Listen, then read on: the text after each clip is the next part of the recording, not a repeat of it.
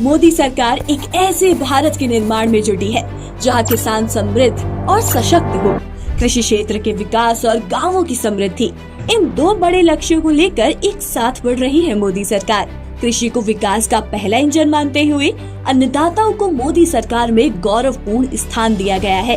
6 साल पहले शुरू हुई पीएम किसान सम्मान निधि योजना के तहत अब तक 4.25 लाख करोड़ रुपए किसानों को मिल चुके हैं। ये राशि करीब 11 करोड़ किसानों के खाते में सीधी पहुंचाई गई है। मोदी सरकार के आने के बाद से योजनाओं का 100% लाभ किसानों को मिल रहा है।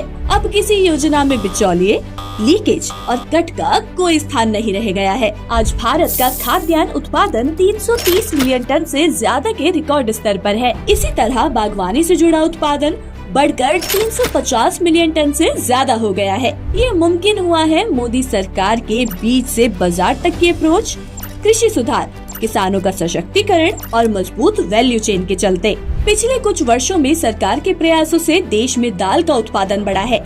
भारत ने चने और मूंग में आत्मनिर्भरता हासिल कर ली है। साल 2025-26 के बजट में दलहन फसलों को बढ़ावा देने के लिए नीति तैयार करने की बात कही गई है, जिससे किसानों की आय में वृद्धि की जा सके और उपभोक्ताओं को भी राहत मिल पाए। 2029 तक भारत दालों में आत्मनिर्भर बन सके, इसके लिए सरकार तुअर, उड़द और मसूर पर ध्यान दे रही है। फल और सब्जियों का उत्पादन बढ़ाने के लिए अनेक कार्यक्रम चलाए जा रहे हैं।